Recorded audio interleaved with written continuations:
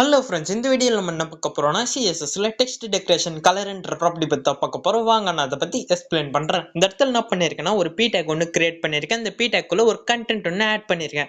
இந்த B take என்ன பண்ணியிருக்கேன்னா இன்டர்னல் சிஎஸ்எஸ்ல கால் பண்ணிட்டு இந்த இடத்துல டெக்ஸ்ட் டெக்கரேஷன் லைன்ன்ற ப்ராப்பர்ட்டி யூஸ் பண்ணி அதுக்கு ஒரு அண்டர் லைன்ன்ற வேல்யூ கொடுத்துருக்கேன். இது எதுக்கு யூஸ் பண்ணுறோம்னா ஒரு டெக்ஸ்ட் கீழே லைனை ஆட் பண்ணுறதுக்கு தான் நம்ம இதை யூஸ் பண்ணுறோம்.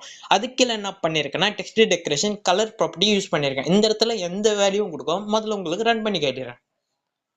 பாத்தீங்களா, அந்த கண்டென்ட் கீழே ஒரு அண்டர்லைன் வேல்யூ கொடுத்ததுனால இங்க அண்டர்லைன் கிரியேட் ஆயிருக்கு.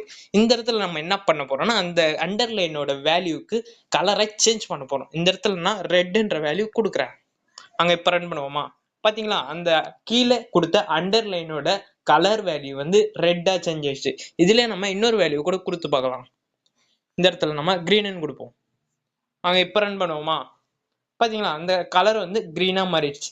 இவ்வளவுதான் ஃப்ரெண்ட்ஸ் இந்த வீடியோ. இந்த கண்டென்ட் உங்களுக்கு புரிஞ்சிருக்கும்னு நினைக்கிறேன். இது மாதிரி நிறைய இன்ஃபர்மேஷன் நீங்க தெரிஞ்சுக்கணும்னா மறக்காம web developer Tamil channel subscribe பண்ணிக்கோங்க. அடுத்த வீடியோல பார்க்கலாம்.